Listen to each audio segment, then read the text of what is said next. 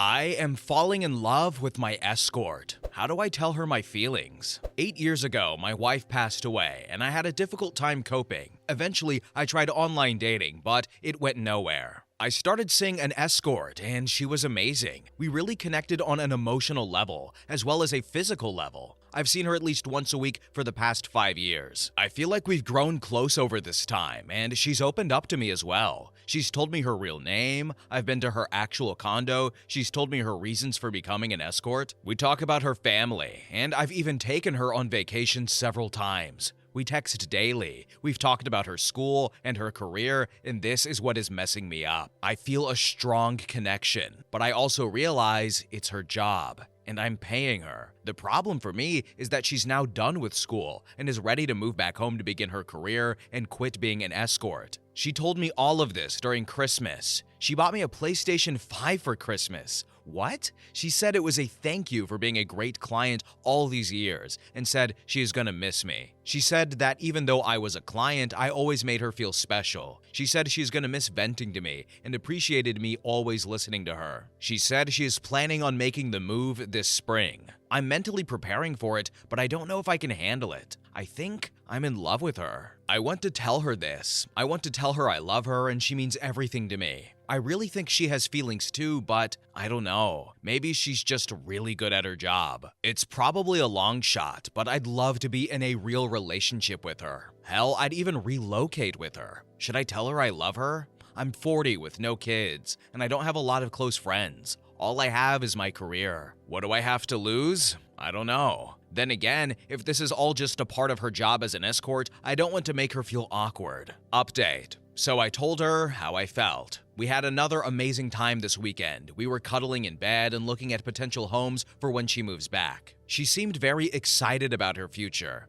At this point, I wasn't going to say anything. She seemed so excited about her future that I didn't want to ruin the moment. As we were about to fall asleep, she said that she's going to miss this. I asked her to explain, and she said she's going to miss snuggling with me, miss my massages, hair play, and chatting and hanging out in bed. So then I told her. I told her how amazing of a person she is and how I was excited for her future too. I said that she positioned herself to get everything she wanted out of life. I thanked her for everything she has done and how important she had been to me over the years. I said I had developed feelings for her and asked her if we can see each other once she retires. I asked her if I can take her out on a real date afterwards. Her response? I care about you too, but let's not complicate things right now and enjoy our remaining time together. She fell asleep shortly thereafter, while I was up all night with my heart breaking. The next morning, I apologized for making things weird. She said it's fine and she understands and not to worry about it. She seemed to be taking this all so calmly and casually, like it didn't affect her at all. Meanwhile, I'm dying inside. Before I left, she recommended a friend of hers who is an escort that I can see once she retires. Ouch. This was Sunday. For the next few days, it was weird.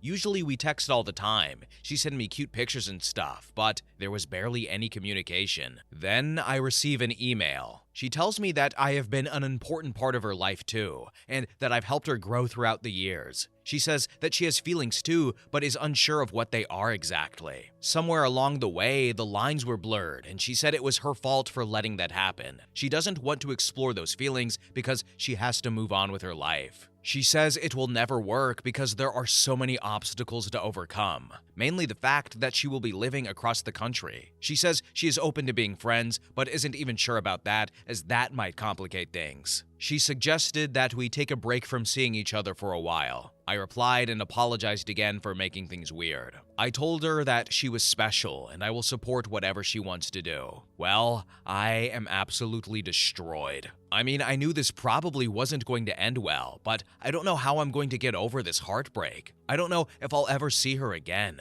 What am I going to do now? No one wants to be with a broken down 40-year-old man. For her, I am happy she is starting a new life. She will be successful in her new career, get married and start a family. I was delusional to think it could have been with me. I want to thank everyone for the kind words and support. As for the ones with the negative comments or who attacked me in my DMs, it doesn't matter to me. Nothing that you can say can make me feel any worse than I already do. Maybe it's time for some professional help, or I should just go see that other escort. So, bro fell in love with the escort.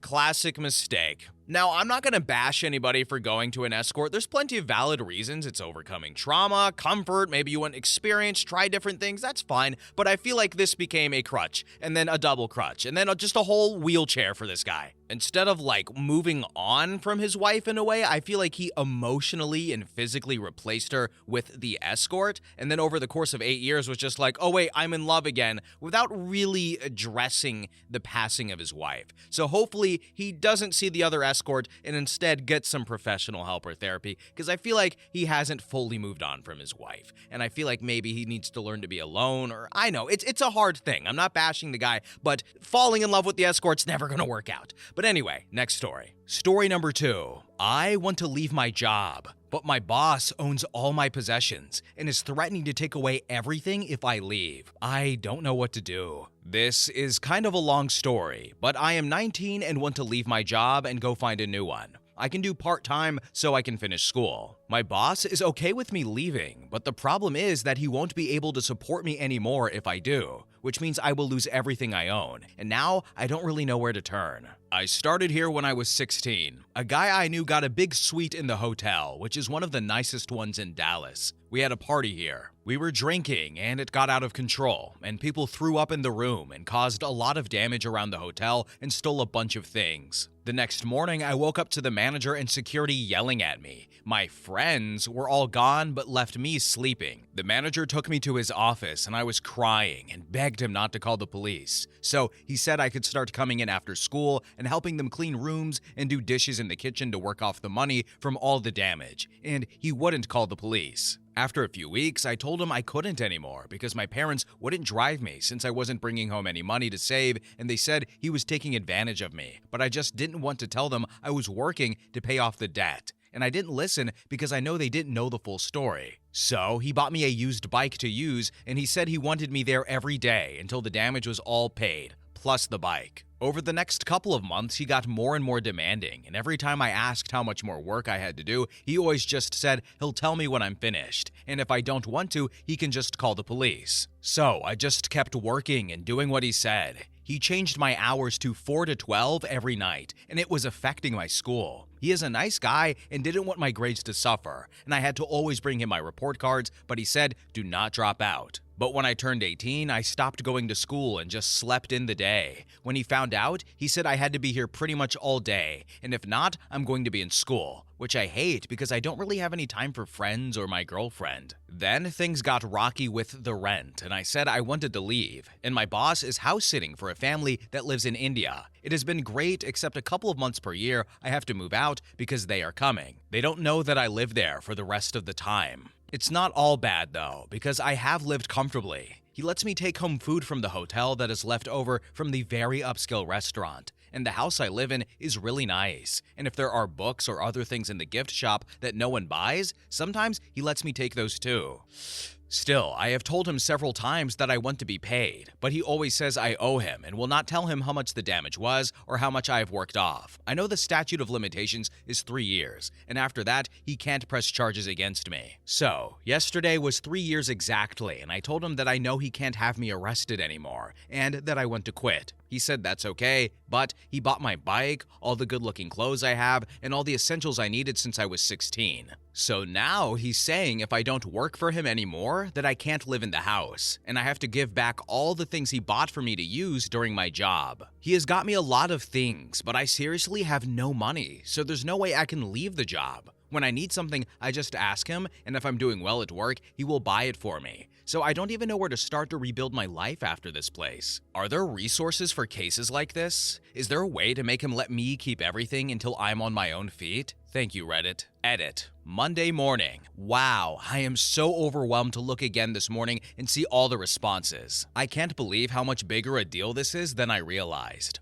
I know from an outsider perspective how crazy this must look, but it was just so easy to fall into this thing, and it was hard to get away from. I called 2 law offices today, and both were closed, but I did the contact form, so hopefully they will call me back. I also tried the police, but they said it sounds like a civil issue and said I should contact the lawyer also. I told them what you guys said, that he was basically using me as a slave, but they said unless he was physically detaining me against my will, that it's nothing they can help with. Thank you so much for all the help. Update. Thank you all so much for your advice this weekend. I'm literally in the middle of the craziest day of my life. Looking back, I feel like my situation was way over the top, but it took hearing all of you saying it and calling it slavery and then going and talking to these lawyers for it to really hit home what he has put me through over the past 3 years. I will write more later, but I just wanted to give a quick update because I am so excited and I can hardly focus. Yesterday, I Googled the top employment law firms in Dallas and sent some emails. I got a call from a lawyer saying he wanted to meet with me first in the morning. My mind was racing all night, and I didn't get to sleep until after 3 a.m., and I needed to leave by 7. I printed out about 50 pages of emails I have with him over the past 3 years. I never delete anything, and also made notes from some of his voicemails. After about 5 minutes of talking to me this morning, he asked if it would be okay for some of the other lawyers he works with to join us, and I spent about 2 hours answering their questions and taking them through everything. The moment this all sank in for me for how big of a deal this was is when I saw one of the lawyers tear up a couple of times while I was talking. Honestly, it never felt like such a big deal to me before, but now I am seeing it from a whole new light. In the end, they said they will 100% take my case, and I won't have to pay them anything up front, and they just need a few days to do some research before we meet again and talk about the details, which is going to happen on Friday. Like a bunch of you said, they told me it's a lot more than just a pay issue, and there are a lot of parts they need to explore about lost wages and also criminal charges that he will 100% face. But they need to talk about the strategy first. They also said since I'm 18 now, that my parents don't need to know anything or be involved in any way. When we were finishing, the main lawyer I was talking to asked what I was going to do for the rest of the day. I told him I thought I was going to play it cool until we actually sue him, and I would just go to work after this. I called in sick this morning and said I would be in after lunch. Then the lawyer said, "Will you excuse us for just a minute?" And they went into another office to talk for a few minutes. When they came back out, they asked me if I want to stop working at this job and get out from under this guy. I said yes, so he said to go home and pack my things and they are going to make arrangements for me this afternoon. He said I am never going to work there again and should not answer any calls or messages from them ever again. So, I've been home now for a few hours packing, and then I get this email from their office that says, "OP, it was a pleasure meeting you this morning. Lawyer asked me to get in touch to share details of the accommodations we would like to provide, as well as some logistical information in advance of your Friday meeting. We have made a 30-day reservation for you at a hotel, which is close to our offices. I've attached a copy of your reservation confirmation. Please note that it has been paid in full. An individual from our office will be in touch around 4 p.m. this afternoon to check in and see how things are going and coordinate with you on getting your things out of the house and into the hotel. You will also be provided with some spending money for any immediate essentials and get you set up with an UberX account to make transportations to our offices a little easier next time. Although we hope to represent you in these matters, we are providing these accommodations at no cost and with no obligation on your part.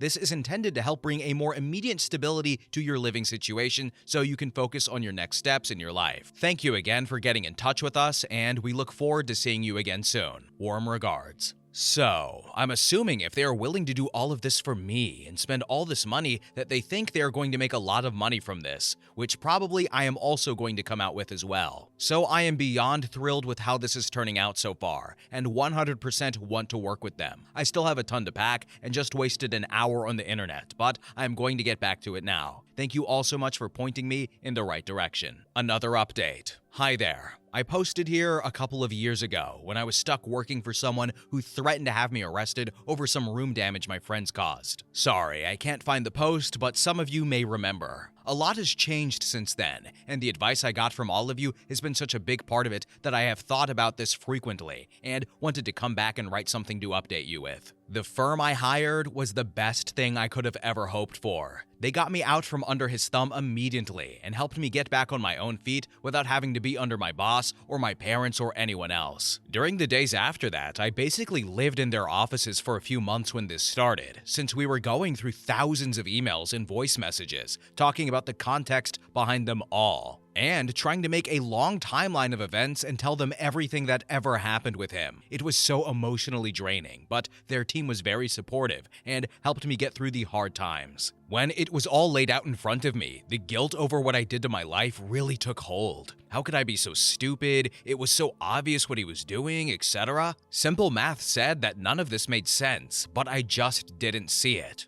I think part of it was because of my parents, and not wanting to listen to them so much that I decided they had to be wrong when they tried to get me to stop. My lawyers started talking to my boss, and his lawyer, and the hotel chain's executives, and also to the police, and they said there were also some issues that made it possibly a federal crime. None of that registered with me as to how serious it was. But once that happened and I thought things were going to be okay, he came to the hotel I was staying in. Yes, he actually followed me from my lawyer's office one day, and that's how he found out where I was staying, and came to the door yelling about me, how he gave me everything, and did everything for me, and that this is going to ruin him and his family, and showing me pictures of his kids who he said would starve without him to put food on the table, telling me I blew this all out of proportion, and that my lawyers were going to bankrupt his family and put him in prison for life. They never said anything to me about that, and I didn't want his family to suffer so much, but he was also being really mean. He had never yelled at me like this before, and even though he never hurt me in the past,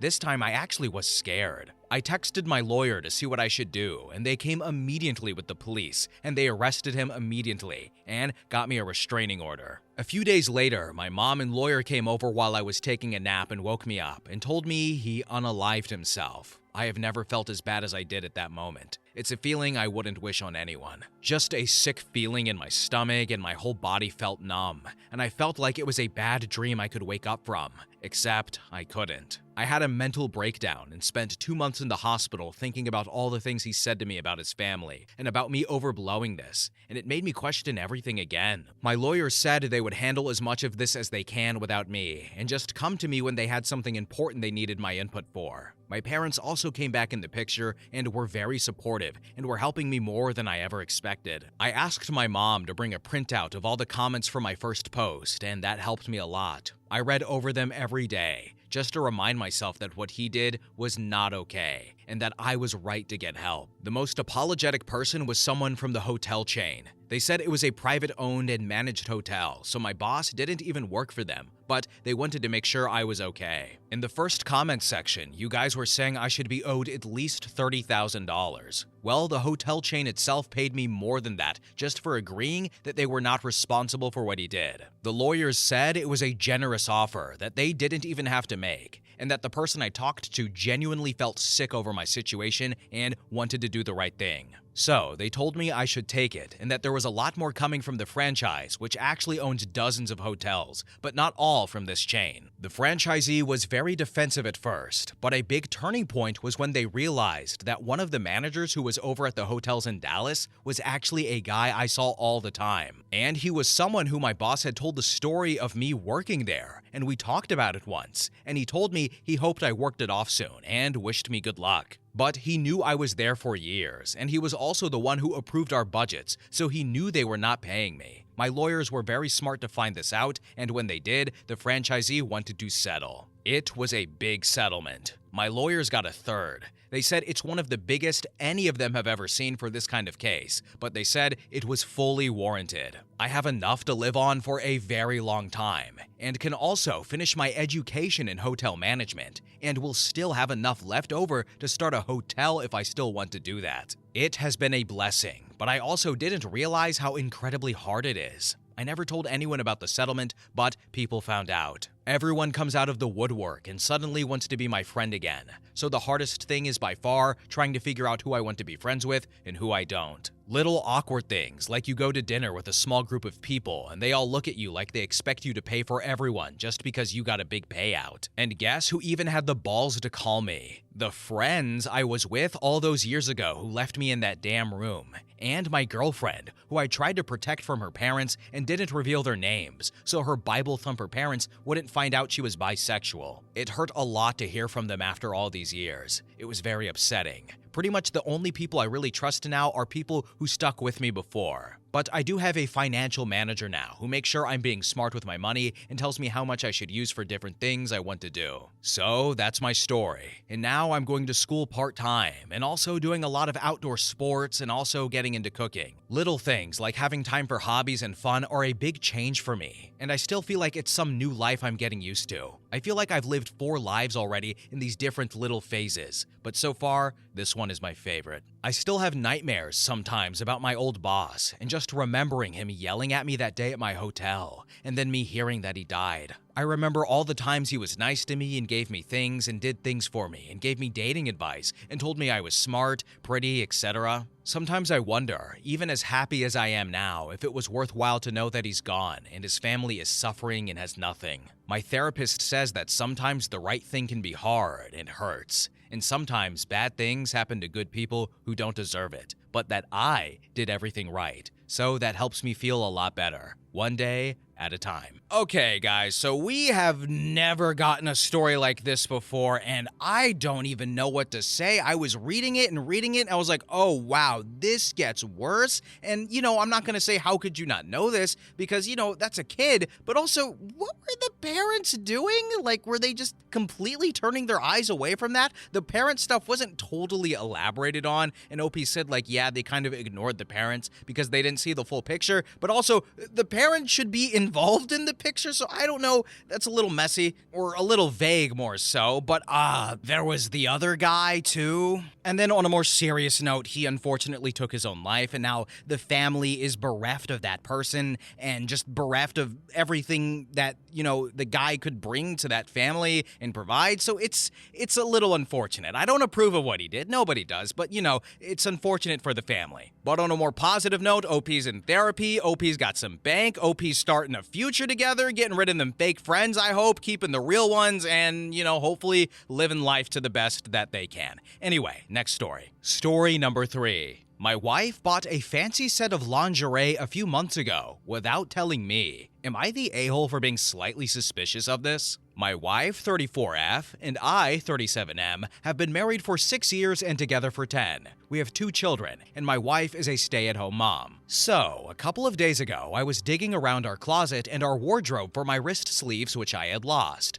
I really wanted to find these sleeves, so I dug the entire place up, and luckily found the sleeves. However, whilst searching, I also found a set of lingerie. It was in a plastic cover. It had the box and the lingerie in it, of course. It clearly wasn't a gift, because the box had been opened and the lingerie was outside the box. Now, my wife has full liberty to purchase whatever she wants, and I usually never track what she purchases. However, for this particular item, I went through my credit card history, and I checked for when that specific brand name purchase was made, and it was made 5 months ago. Am I the a-hole for being slightly suspicious of this? Like, I love my wife so much, and she loves me too. But clearly, my wife has been wearing this lingerie for months, and I've never seen her wear it ever. Is this just to feel good about herself? Do women just buy a fancy set of lingerie for themselves and keep it hidden from their husband? What's the purpose of this? Update. So, a quick update. I was definitely wrong to overreact, and I'm really glad I came on here to get opinions first. So, the day after I posted, I casually asked my wife about the lingerie I found, and she was actually excited about it and said she had bought 3 more sets which she had hidden and she was planning to surprise me with on our wedding anniversary, which is in a week. She said she bought these sets on Black Friday last year. She was blushing about it. It was hilarious. I know I'm going to catch a lot of flack for this, but I completely forgot that our wedding anniversary was just a week away. I've been extremely busy with work,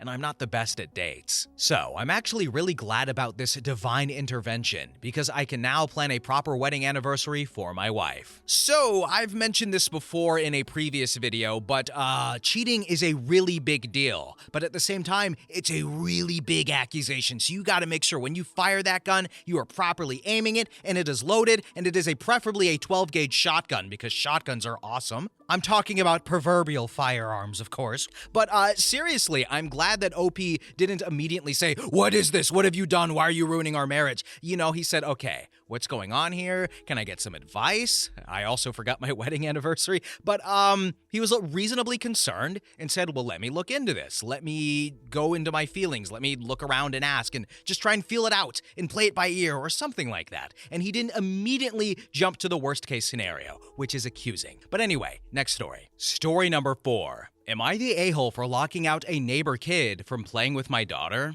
My daughter has been friends with the daughter of a coworker of mine since pre-nursery. They were in the same playgroup, same nursery, and are now in the same primary school. This girl has developmental issues and can't interact with others her age. She clings to my daughter and won't let her play with other children. She has bitten and thrown things at my daughter in the past when she doesn't get her full attention. The school is trying to set up a plan for her, but in the meantime, she has to attend regular school with no assistant to give her the help she needs, as the previous assistant left. My coworker lives on the same street as me and is in a senior role, which is why I have gently tried to make excuses for her daughter to not come to our place. I have outright lied on a few occasions, saying my daughter is ill, and I found out yesterday she's kept a log of all the times I have refused to have her daughter over at my place. She came by knocking on my letterbox to drop her off for a few hours, as she had heard from her daughter that my daughter was having a get-together with her friends. I tried to nicely deny that,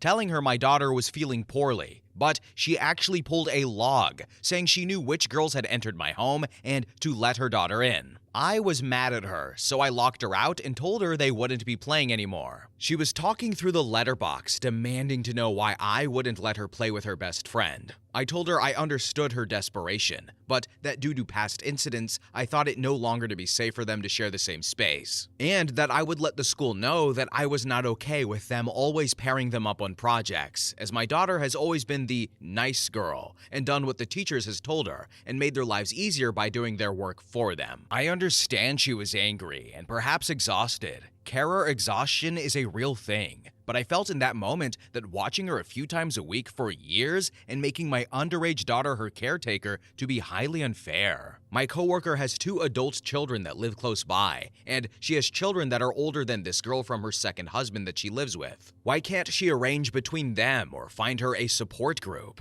To this, she made a masked threat that she is good friends with my senior manager. I told her to get out of my front garden and that my daughter wasn't her maid. I do regret it a little, as this girl has no other friends. The days my daughter is not in school due to actual illness, she has no one to play with, and often after an illness or other absence, her teachers have told her that they are glad she is back to play with this girl. It's a weird situation to be in. So, am I the a-hole? Now here are some relevant comments. User 1 said, "Document everything that happened. How she's kept a log. She is off the rails, by the way. Her threat, and send it to HR to cover your ass. Make sure you include everything you can think of, keeping it black and white and professional, aka not emotional. As for the school, call and tell them exactly what you told her. It's not fair to your daughter that she's been bullied into this position at all. She must dread seeing this other girl at this point." The 2 main teachers they have for her class praise my daughter and keep putting her in a position of carer. I intend to talk to someone higher up, as I think it's about time she gets her own life, and they find someone with the right skills to look after that girl. Then user 2 commented and said, "I was like your daughter that was forced to partner up and play with that kid for a year before I finally broke down to my mom about how miserable I was. The teachers didn't tell my mom I was being used as an emotional support toy for that kid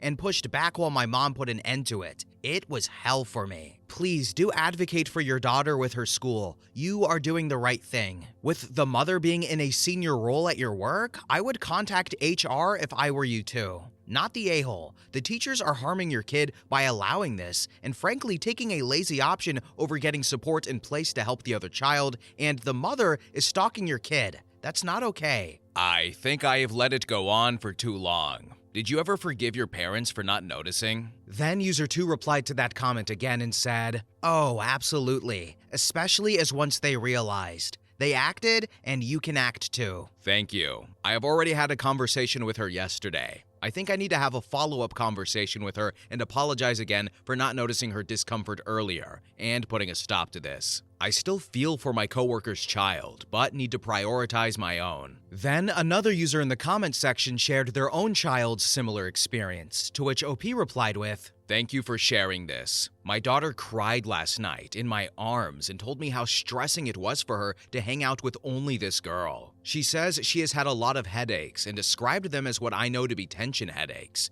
No child her age should have tension headaches. She told me that on most days, she doesn't look forward to going to school, and now I understand why her performance has dipped lately. She also told me which teacher always pairs her up with this girl. I am blessed to have a well-behaved girl that cares about others, but she thought wrongly it was her responsibility to look after this girl and felt guilty for having other friends. I wish I had noticed it before and put a stop to it earlier. Update post. Next day. I had a meeting today with the school because I had to stay behind for my sick child, and phoned the principal directly in the morning to get to talk to him for a urgent matter. The principal asked me to come in for an informal chat after school. I haven't had a lot to do with him in the past, but he seemed civil back when we first enrolled our daughter, and he came to greet the class. He had invited her class teachers too. After hearing out my side and what had happened, he listened to the teachers. They said they understood that my daughter was overwhelmed, but thought it would be bullying if she refused to work with her, saying that they rather my daughter do her best to include her in activities at school and then gets free time from her when she goes home. In other words, they wanted to put the blame on me for allowing the other girl into our home, while wanting to continue to use my daughter as her assistant. They tried to praise her for her effort to include and guide this other girl. It got on my nerves, and I told them in no uncertain terms that my daughter was not to be expected to do their jobs for them. Luckily, the principal intervened and agreed with me that they needed another plan for this girl. Before leaving, I told them that my solicitor would send them a letter on what had been discussed, and in the future to not pair her up with this girl. I much rather they move this girl out of the class than my daughter, as she has made a few friends in this class. I also told them I was taking this issue to HR, as it was a combined issue both in the public and private sphere. As for the girl's mother, I texted her, and she texted me back. She stupidly confirmed the log and other things, including wanting to encourage my daughter to hang out with hers.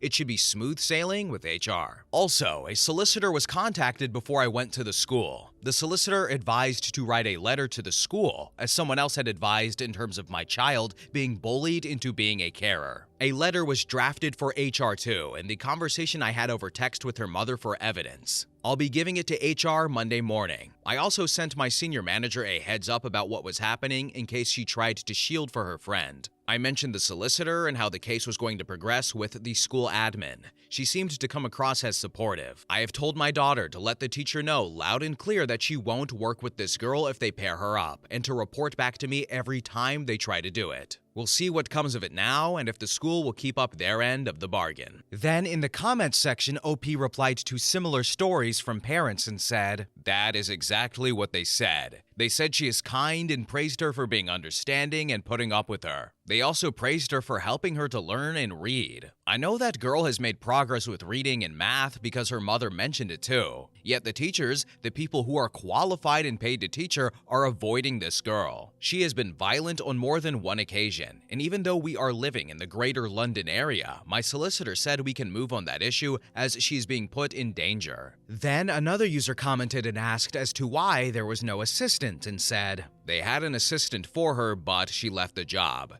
That is why it affected my daughter more." I mentioned this in the original post. The principal did mention that they would look for other avenues, but their budget is bursting. I know because in the past few years, this school has suffered a bit. The teaching assistant was paid less than what a qualified SEN would have been, but she left. Then OP clarified on the timeline and said, "I started writing the post on Friday, got distracted and finished it, then posted it." Then OP elaborated on some of the terminology used and said, "We are in the UK. We don't have elementary schools. We call it primary school. And lawyers are solicitors or barristers depending on what you use them for and their qualifications. Solicitor and primary school imply UK. Whilst principal is unusual, there are a few schools that use that term." Final update. 3 days later. Yesterday, I had a meeting with HR, and the mother of the child was called in. We both had the option to have someone else sit in on the meeting for support or a rep, but we both declined. My manager, on the other hand, was made to sit in. I don't think she was very happy about it due to her workload. HR tried to make it comfortable for all, but getting a solicitor was the best thing I could have done.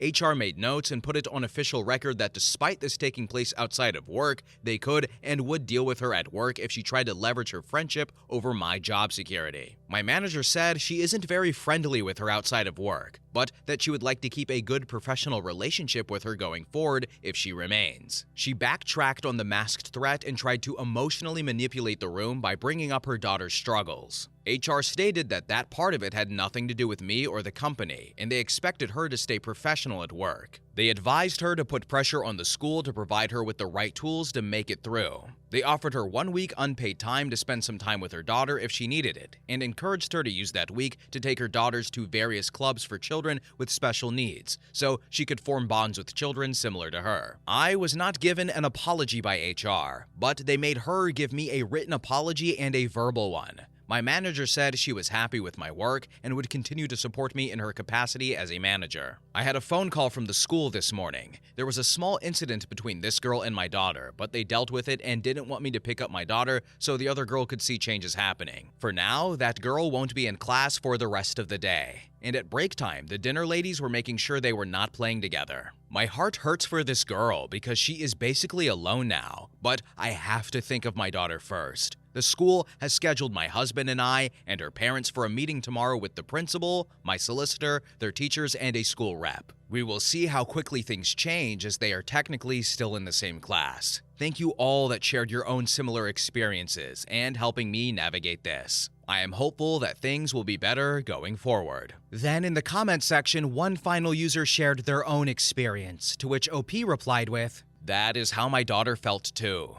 She was forced to sit with this girl at lunch in addition to lessons. She had very few friends. In the last few months, some of the other girls reached out to her, and she is approaching the preteen years fast, so it's important for her to socialize with peers." Story number 5. Am I the a-hole if I say no to allowing my husband's daughter to come live with us full-time? I have been married to my husband for 6 years. We have 2 kids together, 8M and 4M. Our youngest is special needs. My husband also has a daughter, 12, from his previous relationship. My husband's ex has primary custody. My husband also has a daughter, 12, from his previous relationship. My husband's ex has primary custody. My husband gets stepdaughter on weekends and alternating holidays/birthdays. This past weekend, my stepdaughter asked my husband if she can come live with him full-time. Her mom recently moved in with her fiancé and his kids, and there has been some friction with them from what I understand. Nothing nefarious, just new house, new rules, having to share a bedroom, etc. My husband didn't give her an answer either way. He said he would look into it. When he and I were discussing it,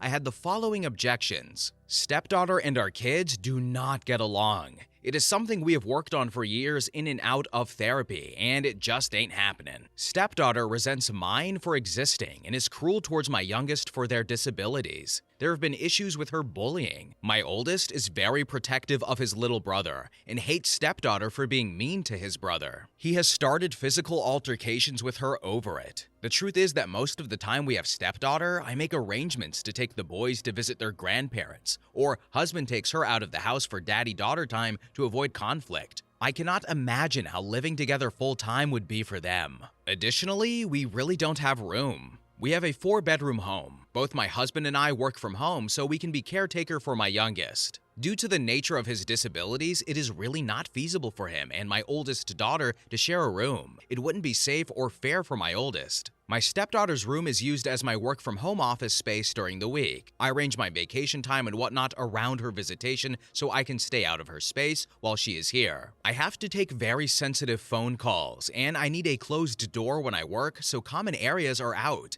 and my husband uses our bedroom as his home office, so that's out too. We don't currently have room in the budget to make an addition to the house and remodel non-livable spaces at the moment. My husband hears my objections and understands them, but he wants to go for it and figures that everything will eventually work out. He doesn't want his daughter to think he is abandoning her. And I feel for the girl. It would be awful for your dad to say no when you ask if you can live with him. But I have my own kids to think about too, and I just do not believe that her living here is in their best interest at all, considering their history and our current living arrangements. So, does saying no put me in evil stepmom territory? Edit. For the people who want to make me into a horrible homewrecker to go along with being an evil stepmom, sorry to disappoint, but we did not have an affair. My husband and my stepdaughter's mom were never married. They were never in a relationship. They were friends with benefits. They bartended together, would shoot the bull, and would sometimes get drunk and smash. My husband claims he needed beer goggles because she really isn't his type. When my stepdaughter's mom found out she was pregnant, she told my husband she was keeping it and asked if he wanted to be in the baby's life. They never lived together except for a few weeks during the newborn stage to help out. And yes, I had my first before I married my husband. My husband and I were in a long-term relationship when I had a birth control malfunction. My husband and I discussed what we wanted to do, and we both decided we wanted to raise the child. A few days later, my husband proposed. I wanted to take time to recover from birth and wait until our kiddo was old enough to pawn him off on the grandparents for the week so husband and I could enjoy our wedding. We didn't get married until my oldest was 2. Second edit, regarding my youngest son's disabilities, stepdaughter's bullying, and my oldest starting fights since there is a lot of projection and speculation. My youngest son has both physical and mental disabilities. He uses multiple kinds of medical and therapy equipment. My stepdaughter has shoved him out of his wheelchair. She has punched him hard enough to leave bruises. She has hit his face when he was having trouble verbalizing. I don't give an F if this is normal sibling behavior. It is alarming enough to me that I feel it is best for my youngest son to spend as little time as possible with her until this behavior completely stops. And I will say it has lessened quite a bit. We went through a period of it happening frequently and it has slowed. The last incident was 2 months ago when stepdaughter grabbed my son's wheelchair and aggressively pushed him out of her way because he was blocking the hallway. One of the times that my son started having an altercation with her was because she had told my son that his brother was not a real person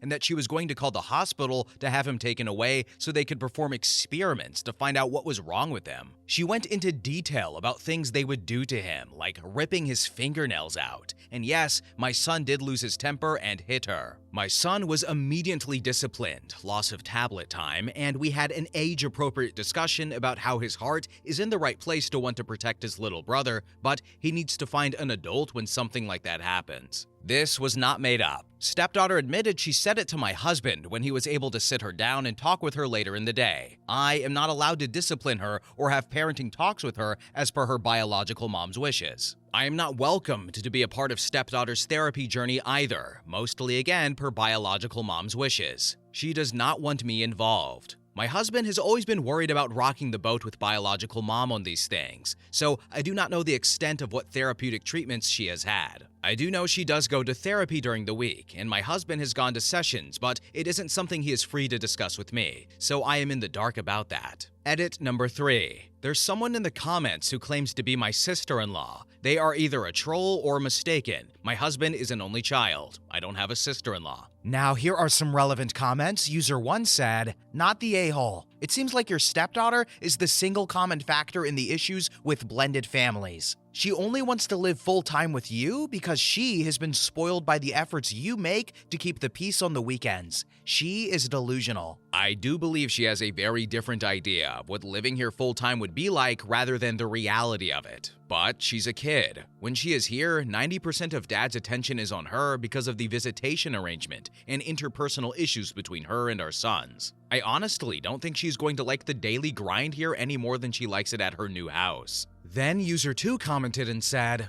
"My concern would be why she wants to leave. Is there more to this story? If she wants to leave because of abuse or neglect, then I think while her moving away may not be a permanent solution, doing nothing would make you the a-hole. That being said, if she wants to leave for something minor like she wasn't allowed to stay up late on a weekend, then I think the biological parents need to have a sit down and sort it out." Here's the thing. She is upset that she has to share a room with her soon-to-be stepsister. Her stepsister is moving out in the fall and just needs it for weekends at home and holiday breaks. And the biological mom and her partner decided that all kids will follow the same set of rules in their household, so she has new limitations about screen time and more household responsibilities. Nothing nefarious like abuse or neglect. Then OP elaborated on having all spaces for all kids, including the stepdaughter, and that she should prioritize the children's spaces over her office space. The house had plenty of room for 3 kids when we bought it. Unfortunately, when my son was 8 months old, he had a seizure.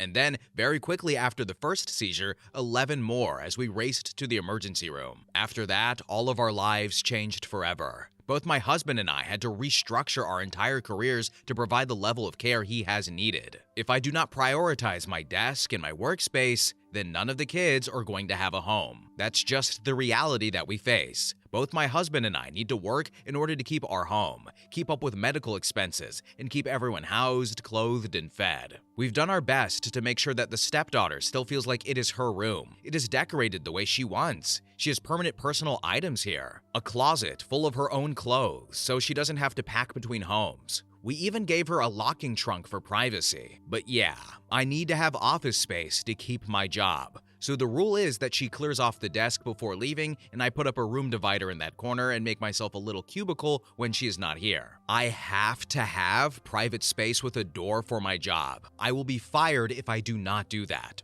I cannot work in common areas. My company takes client privacy and security very seriously. And then finally, OP elaborated on the relationship between her children and her husband/the father and his relationship with stepdaughter's mom. Yes, I had my first child with my current husband before we were married. He proposed to me after we found out. I was pregnant and I wanted to take some time off after the birth of our first before we got married. My husband and my stepdaughter's biological mom were never married and never in a relationship. They had a casual sexual relationship at the time. Update. So, last week my husband and I sat down together and talked about stepdaughter coming to live with us full-time and how that would work out. It was a difficult discussion because, as some Redditors had suggested, I really pushed hard for him to really think things through and figure out the obstacles. Where would he and I work? Common areas are out due to the nature of our jobs. I can't due to employer restrictions, and he does some not safe for work things in his, and we don't want the kids to be around that. Where would he and I work? Common areas are out due to the nature of our jobs. I can't due to employer restrictions, and he does some not safe for work things in his job, and we don't want the kids to see. Also, how were we going to handle the animosity and bullying between the kids? What consequences would be in place? We talked about what expectations would be for stepdaughter living here full-time versus just weekends, about how she probably has unrealistic expectations about what the nitty-gritty life here is like. We talked through every possibility we could come up with, including out there possibilities like selling our home or separating our household and living apart for a while. We ran numbers to see how it may affect our finances. And ultimately, we agreed that the answer was not yet, with a goal for our family working towards it, and that the best course of action would be to slowly adjust the amount of time she spends in our home versus a sudden custody switch. So, Friday night, my husband took stepdaughter out to talk to her about everything. He explained to her that she wouldn't have her own room at our place for a couple years. But that is something that is on the top of the list for home improvements once our youngest son's handicap accessibility renovations are paid off. He talked to her about what expectations of living with us would be like, that she would have chores and responsibilities. And most importantly, they talked about the bullying and laid down the provision that we needed to see her relationship and attitude towards her brothers improve before she can live here full time. Stepdaughter obviously wasn't thrilled about any of this, but she said okay and that she would do better with her brothers. So, Saturday, I made arrangements for my parents to watch our sons, and we invited stepdaughter's mom over so we could all sit down and figure out how stepdaughter can start to spend more time here. And that is when it fell apart. Mom is not okay with a change in custody at all. Absolutely not, was her answer. She took stepdaughter home early Saturday. My husband tried to reach out to stepdaughter on Sunday to see how she was and ask if she wanted to do their guitar lesson over Skype or something, since her mom took her home early. But she never responded. He called stepdaughter's mom and she informed him that stepdaughter had lost her phone privileges, so we don't really know what is going on with all of that. Then in the comment section, OP elaborated on why her stepdaughter lost her phone privileges when stepdaughter was with her mother. So, it turns out she threw her phone at her mom's face, hitting her mom and cracking the screen. Mom isn't giving it back until stepdaughter has paid off the deductible. But we do have alternative forms of contact with stepdaughter at this time. Then OP elaborated on her stepdaughter's reasons for wanting to live with her dad and her, and if the biological mom knew about the plans. No, stepdaughter's mom didn't come to us. Stepdaughter asked before last if she could live with us instead because her and her mom recently moved in with her mom's partner. My husband told her we would need to discuss it and figure out if it was a possibility. We didn't talk to biological mom until after we knew what our answer was. As soon as mom found out stepdaughter wanted to spend more time with us, she shut it down immediately. I know a lot of people have been speculating that my stepdaughter might be being abused in the comments, and I understand the concern, and I know that it can happen to anyone. but I don't have any reason to believe that this is happening here. Mom's new partner isn't exactly new, by the way. They've been together 5 or 6 years. Stepdaughter has spent lots of time with her soon-to-be stepdad. Moving in together is the new thing. My stepdaughter does have a good relationship with my husband, and she has not confided anything to my husband about stepdad making her uncomfortable. I believe that she would, but I won't discount the possibility that she wouldn't. From my understanding, the issues in her new home are more to do with having to share her bedroom with her new soon-to-be stepsister and adjusting to a new set of household rules. And then finally, OP elaborated on what her husband does for a living and said, "Nothing exciting. He does video editing. He has clients who do adult film. They send him the raw footage they film, and he makes it into saleable videos for them and teaser trailers and stuff like that. He also edits YouTube videos, special event videos, and even local commercials. The way we see it, everyone's money spends the same. One day, he edits the commercial for the local church's annual yard sale, and the next, some hot chick getting a Cleveland steamer. We just have to be really careful about when and where he edits the naughtier videos, so none of the kids walk in on him. We try to make sure he only does those when I'm not working so he can stay behind a locked door with headphones on." So, I don't really have much for this story. I would say that the stepdaughter needs to stop pushing a kid in a wheelchair. I feel like most people in life learn not to do that, but some of us later than others. And then there's the physical altercations with the kids, and maybe she just doesn't like living with the biological mom, that's fine. But, maybe she is romanticizing the idea of living with her dad and OP. So I'm glad that they're not just jumping into it, and they're gonna have to make some accommodations. It seems like there's a lot of kids involved in this story, one side or the other. But I don't really have much else to say. I don't approve of her behavior. She's a kid, so hopefully there's still room to improve it. And she said, yeah, I guess I'll be nicer. I'd prefer it's more authentic, but as long as she's not treating someone horribly, then I'll take it. But anyway, next story. Story number 6. Am I wrong for disliking intimacy with my husband, even though I don't know why? I, 23F, have been married to my husband, 25M, for nearly 5 years, together almost 8. At the beginning of our relationship, we never did anything physical, as he was Church of Latter-day Saints, and I wanted to wait for him to get home from his mission. When he got home, we both left the church and started doing physical intimacy. So much so, I remember a particular day we did it 4 times in that one day. That outcome was my first of 5 pregnancies and miscarriages. For some reason, around 3 years ago, every time he asked for intimacy, not even penetration, just other stuff, I got disinterested. I'll be fine and in the mood, but the second he asked or initiates, I get filled with dread. It feels like the same feeling I got when I have to do chores or go to work. But I genuinely don't know why. I love my husband, and I think he's the hottest guy alive. I don't know what's wrong with me. Other than some BJs, we haven't gone all the way in almost a year. He's expressed so many times how sad he is and how much it's affecting him. While I know he isn't going to cheat, and I don't like the thought of him being with other women, but I don't know what to do. I'm sure he thinks I think he's ugly, but that's so far from the truth. I know we've gone through some rough patches. I've changed and put on a lot of weight, and I hate it, but he loves me just the same. So why can't I just like doing it with him again? I'm scared my marriage is falling apart. Update. I just wanted to say thank you to everyone who has offered such wonderful advice and thoughts behind this, and reached out personally and said they went through the same thing. I felt like I was the only one out there who was broken. To answer some questions, I did phrase it weird, but yes, it was 5 miscarriages, 1 with twins. The Latter-day Saints part I kinda threw in there as to show we didn't see each other for 18 months. He didn't go the whole 2 years as he never wanted to go to begin with. I didn't grow up in faith like him. I grew up pretty agnostic. I only joined to please my future, now in-laws. A lot of you guys did suggest checking hormones in therapy.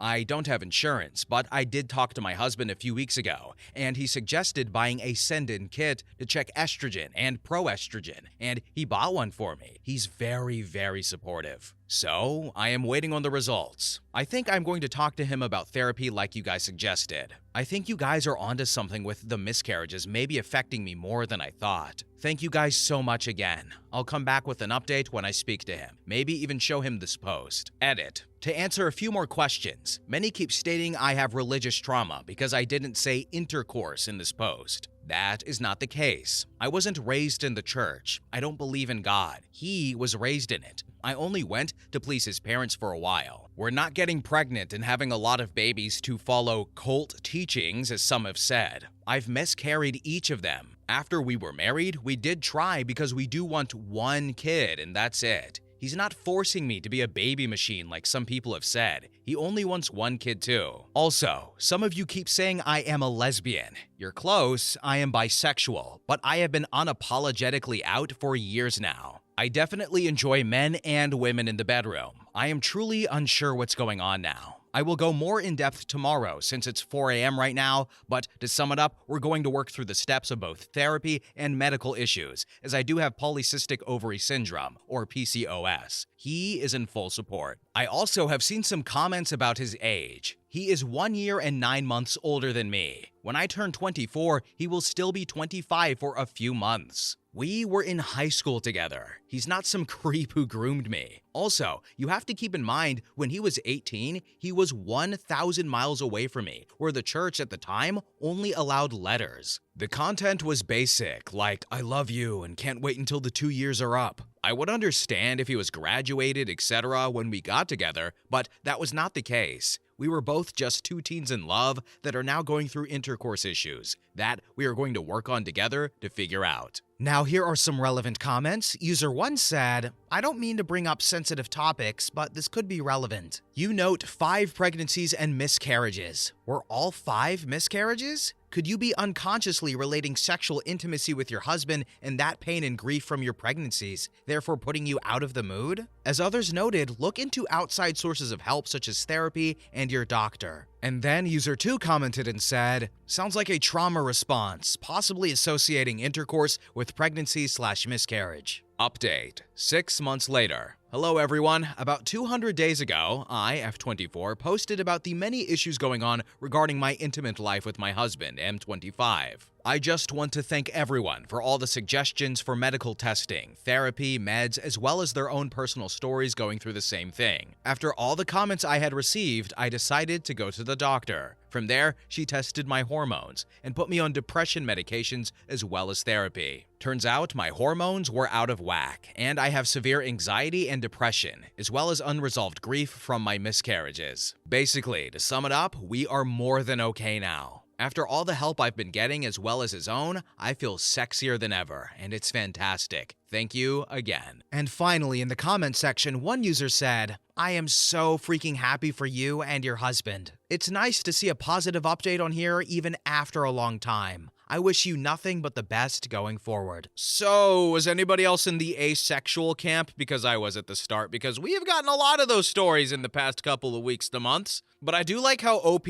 shot everything down. They're like, you're a lesbian. No, I'm bisexual. You don't love your husband. Yes, I actually do. It's because of religion. No, it's actually not. Her husband was supportive. He had needs, but he was still there for her. She wanted to be there for her husband. They said, hey, there's something going on here. Let's look into it. Let's do the relevant things. And 6 months later, they're banging every day. I don't know if that's true or not. But anyway, good for them. Next story. Story number 7. Am I the a-hole for spoiling my friend's bachelorette party? I, 30F, spoiled my friend's bachelorette party and am now being kicked out of the wedding party. She is one of my close friends, and I've been feeling devastated and guilt by the turn of events since last weekend. I'm using fake names since I want to keep it anonymous. My friend Joanna, 29F, is getting married, and I was incredibly happy for her. Joanna is my coworker, and we have been working together for the last 7 years. She is one of my closest friends, and I was so honored when she asked me to be a bridesmaid for her wedding. I also know her fiancé, as he also works with us and is a friend of mine. Most of the other bridesmaids, including the maid of honor, are Joanna's college friends, and they have all been nice to me. They planned a nice weekend bachelorette party for her last weekend. We rented an Airbnb, and the plan was to hang out, drink, and play games all night. There were around 10 girls, and all of them were the same age as me. We reached there in the morning and spent the day by the pool. In the evening, the plan was to dress in classy cocktail dresses and hang out. Things were going well, and we were playing the normal bachelorette party games and having fun. Around 10 p.m., there was a knock on the door, and the maid of honor made us all quite surprised. She had hired 2 male strippers for the bachelorette party. I am married, and I was shocked as no one mentioned this was the plan. I was uncomfortable, but decided not to cause a scene as others were screaming and happy. However, as soon as they started dancing, the strippers started calling out to some of the girls, and the girls were getting very handsy with them. At this point, I excused myself that I needed water and went to the pool area. I was uncomfortable at this point and called my husband. I told him what was going on, and he told me that he trusts me and not to do something I am uncomfortable with just because of peer pressure. I told him to stay on the phone and talk to me. After around 15 minutes, 3 more girls also came out where I was sitting and sat next to me. They were also uncomfortable with the turn of events.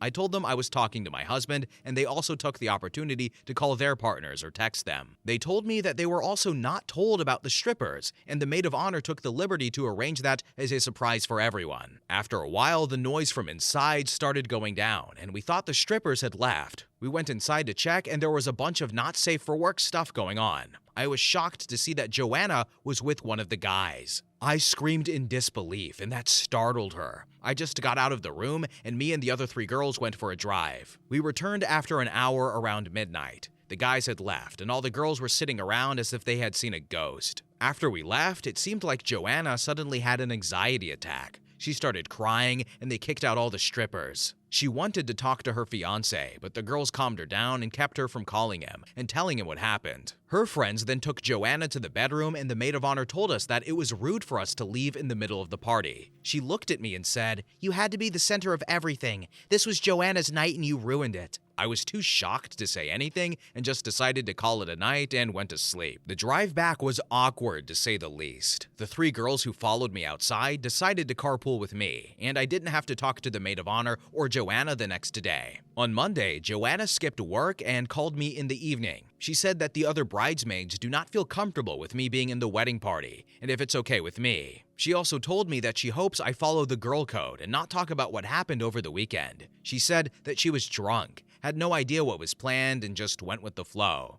That evening, the maid of honor sent me a threatening message that I ruined a perfect weekend for Joanna and should not talk about what happened to anyone. I had already told my husband, and he said that I should just step away from the drama. He also offered to go on a vacation during the wedding weekend and skip the wedding as Joanna may not want me to be there. I feel so bad for what happened over the weekend. Joanna has been actively avoiding me since Monday. I was so happy for her, but I just cannot unsee what I saw over the weekend. I also know how much Joanna adores her fiancé, and it must just be a lapse of judgment for her in that moment. I don't know how I should have acted, but the male strippers just crossed my line. Am I the a-hole to ruin Joanna's bachelorette party? And was there any other way I could have acted in this situation? The guilt is just killing me, and I don't know what I should do now. Now here are some relevant comments. User 1 said, "You need to make her tell her fiancé, or do it yourself if she won't. All of you are getting manipulated by the maid of honor right now. Please demonstrate some decency and character and do the right thing." As I said before, I am so torn on what to do. Some of the girls who stayed back in the room are married and have kids. My one confession could destroy a lot of lives. I know what's the right thing to do on paper, but I do not want to do something I regret later. My husband has been constantly talking to me and trying to help me with my anxiety. Then user 2 commented and said, "Did you decide what to do? I would feel uncomfortable working with Joanna and her fiancé after what transpired. I hope you're doing okay." I have not told the fiancé yet. However, I talked to him today and he was asking me why I stepped down from being a bridesmaid. I told him he should ask Joanna about it as I don't want to talk about it. And I feel so bad too. I see him every day at work. It's such a messed up situation, and my husband is trying to calm me down and think through the consequences before I take any step. And then user 3 commented and said, "You see this dude every day? WTF, why didn't you tell him? Why doesn't anyone care about the fiancé?" Update. I wrote a post last week regarding my friend Joanna's bachelorette party going south after her maid of honor decided to surprise everyone by inviting male strippers, and the bride decided to have fun.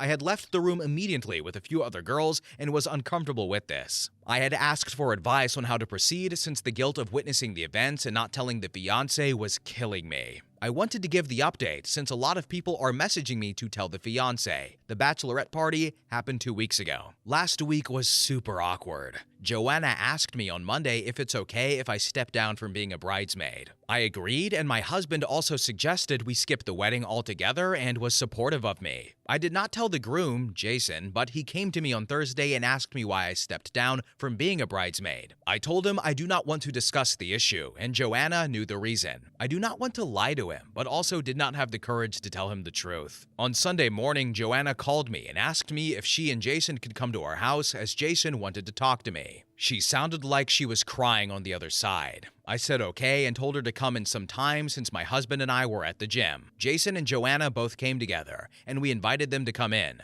Jason was stone-faced, and it took a few minutes before anyone said a word. Jason looked at me and told me that he considered me his friend and wanted to know exactly what happened that night. I told him the whole story about how we had a nice weekend until the strippers came. I told him that I left the room after some girls started dancing with them as I did not feel comfortable. My husband was also backing up my story as I was on call with him the whole time after that. I told him how me and the other girls went in after 30 minutes and saw one of Joanna's friends, a married woman, was giving one of the strippers a BJ. Joanna was also dancing with one of the strippers. He was completely naked at this point, and I was very shocked and screamed Joanna's name. I lied slightly because from my point of view, I could see the stripper's back and Joanna was sitting in front of him and something might be going on. However, I was not sure and did not tell Jason about it. I told him I left after that and came back to Joanna crying and wanting to call Jason. Joanna started talking at this point and told Jason that she was also surprised to see the strippers and did not want to spoil the party. It was the maid of honor's idea, and the other 3 friends, all married, had paid for them. That was the reason none of the others knew about it, as it never showed up in the expenses we were tracking. Joanna thought they were just strippers and not exotic workers and got carried away and did not stop them. When I screamed, Joanna suddenly realized how wrong everything was. I left, and Joanna realized how bad the situation looked. She wanted to call Jason immediately to let him know what happened, but her friends stopped her from doing that because they were worried their husbands would find out. Joanna was begging Jason to trust her, and she did not kiss or do anything inappropriate with the strippers. Jason was really upset, but he asked me if Joanna really was crying and tried to call him. I confirmed it as the other girls had told that to me. Jason hugged Joanna and told her that he trusts her and loves her. However, she must cut the maid of honor and the other 3 friends off, as they invited escort workers for the bachelorette party. He was also adamant that Joanna told her friends' husbands regarding the incident, but Joanna was very reluctant to do that. Joanna said she would stop hanging out with those girls and came and hugged me. She was very apologetic, and I could see from her eyes how relieved she was. She apologized to me for putting me in that situation. Overall, she dodged a huge bullet. I really hope I did the right thing, and Joanna will never do something stupid like this in the future. From what I understand, one of the other girls who came out with me told Jason about the incident after he got suspected, and he confronted Joanna. I again wanted to thank everyone for their suggestions, and they helped me think through the whole situation. See, this is why when I get married for my bachelor party, I just want to have a LAN party and play Halo 3. Way less confusion and drama, and the only thing you have to worry about is possibly screen cheating. As for the story, I'm sure nobody here is a fan of the maid of honor. I will applaud her for being very good at master manipulator. She's really good at that. But her spell wore off, and I guess those married women are going to have some problems. We didn't get